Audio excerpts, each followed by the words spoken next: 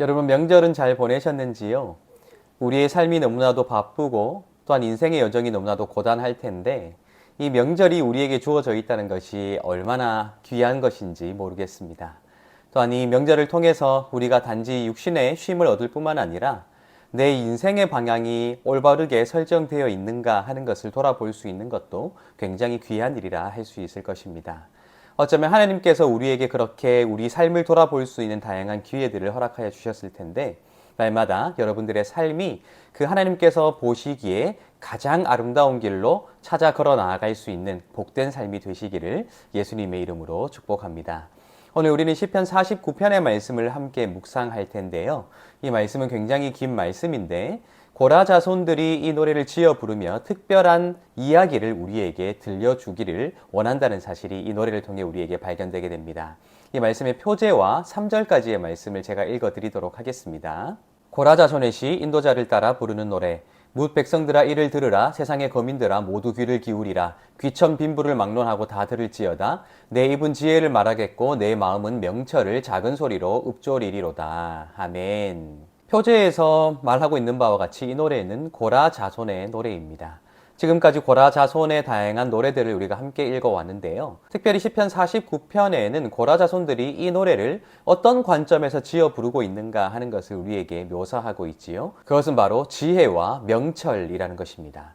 과연 무엇이 지혜로운 것인가, 과연 무엇이 명철한 것인가 하는 것을 이 노래를 통해 세상 모든 거민들에게 말하겠다 하고 선언하고 있다는 것입니다. 그런데 저는 이 노래를 읽으면서 고라 자손들의 삶을 한번 상상해 보았습니다. 우리가 이미 잘 알고 있듯이 고라 자손들은 레위 족속 가운데 회막문을 지키는 임무를 수행했던 가문 출신의 사람들이었습니다. 회막문은 온 이스라엘 사람들이 하나님께 예배하기 위하여 나오게 되는 입구를 의미할 수 있겠지요. 그러한 직무를 수행했던 고라 자손들이기에 그 어떤 사람들보다 다양한 종류의 사람들 많이 만날 수밖에 없었던 직무를 수행했던 그런 사람들이 바로 고라 자손이라는 것입니다. 고라 자손들이 회막문을 지키며 하나님께 제사하기 위해 나온 사람들의 면면을 살펴보니 참 다양한 배경을 가진 사람들, 참 다양한 재산과 지식을 가진 사람들, 참 다양한 부류의 사람들이 하나님께로 나온다는 고백하에 그들의 삶을 나름대로 정돈하고 나름대로 아름다운 고백을 하기 위해 나오고 있다는 사실을 고라 자손이 볼 수밖에 없었을 것입니다. 그런데 그렇게 많은 사람들을 만나왔기에 또 예배 드리러 나오는 그 사람들의 모습과 예배 드리고 난 후에 그 사람들의 모습을 바라본 고라 자손들이기에 그 많은 사람들의 삶을 통해서 과연 사람이라면, 과연 지혜로운 사람이라면, 명철한 사람이라면 어떤 삶을 살아가는 것이 마땅한가 하는 것을 그들 스스로 고민해 볼 수밖에 없었겠죠. 왜냐하면 모두 다 예배를 드리러 하나님 앞에 나오지만 거짓된 사람들도 있었을 것이고 교만한 사람들도 있었을 것이고 부자인 사람도 있었을 것이고 가난한 사람들도 있었을 것인데 그 모든 예배들이 하나님 앞에 진실되이 드려진다면 그나마 다행일 텐데 진실된 모습으로 예배를 드리지만 삶에서는 전혀 진실하지 못한 사람들의 모습을 보며 고라 자손들이 얼마나 가슴 아파했을까, 답답해했을까 하는 것을 이 말씀을 통해 상상해보게 된다는 것입니다.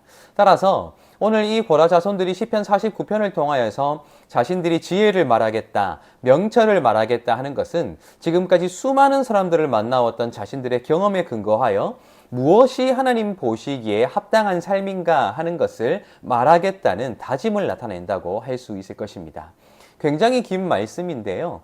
사실 이 말씀을 읽다 보면 결국에는 교만한 자들, 또한 자신이 가진 것이 전부인 것처럼 살아가는 자들, 그렇게 자신이 하나님보다 더 앞세워 자신을 나타냈던 그 모든 것들을 많은 사람들에게 자랑하며 살아가는 사람들의 삶이 얼마나 헛된 것인가 하는 것을 집중적으로 묘사하고 있다는 것이 드러나고 있습니다. 6절부터 8절을 읽어보면 이렇게 되어 있기 때문이지요. 자기의 재물을 의지하고 부유함을 자랑하는 자는 아무도 자기의 형제를 구원하지 못하며 그를 위한 속전을 하나님께 바치지도 못할 것은 그들의 생명을 속량하는 값이 너무 엄청나서 영원히 마련하지 못할 것임이니라 라고 되어 있다는 것입니다.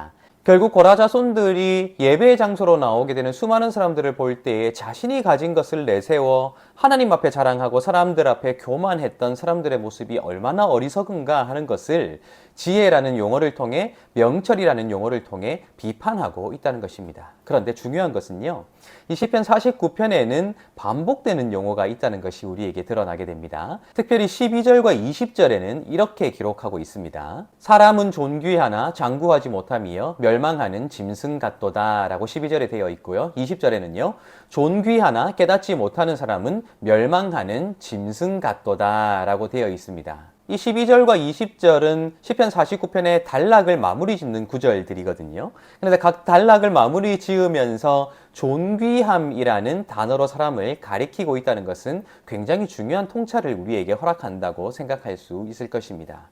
결국 사람이 지혜롭다는 것, 또한 사람이 명철하다는 것은 사람이 사람으로서의 존귀함을 지켜나가는 것과 같다는 것을 의미하고 있다는 것입니다. 저는 성경의 기록들을 통해서 생각하게 되는 바, 성경이 기록되던 시대, 그리고 우리 시대에 공통점이 있다고 생각했습니다.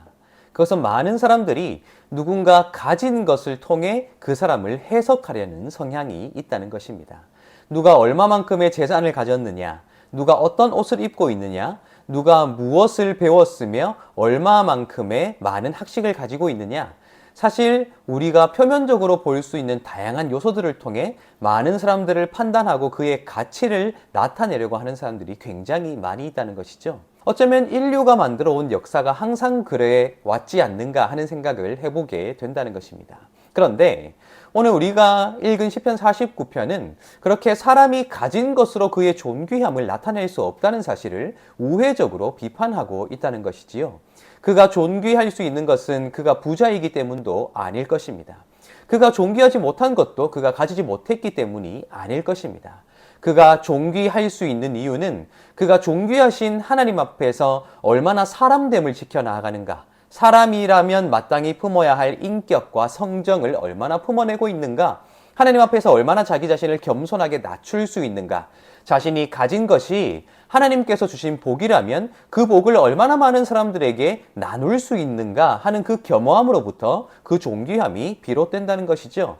가지지 못한 자들도 자신이 존귀하지 못하다 생각하므로 누군가 부자가 되었을 때 그것을 두려워하지 말아야 한다는 그러한 도전을 줌으로써 결국 사람이 짐승같이 아니하고 존귀한 삶을 살아갈 수 있는 것, 그것은 사람이 사람으로서의 존엄성을 지키는 것이 아닌가라고 지혜와 명철이라는 용어로 나타내고 있다는 것입니다. 나의 말이, 나의 행동이, 나의 판단이, 나의 생각의 방향이 하나님 앞에 서 있는 가장 존귀한 자로서의 나 자신의 가치와 또 타인의 가치를 깎아내리는 것이라면 우리는 정말로 지혜로운 사람이라 할 수 있을까? 한번 반성하며 돌아볼 수 있어야 한다는 것입니다.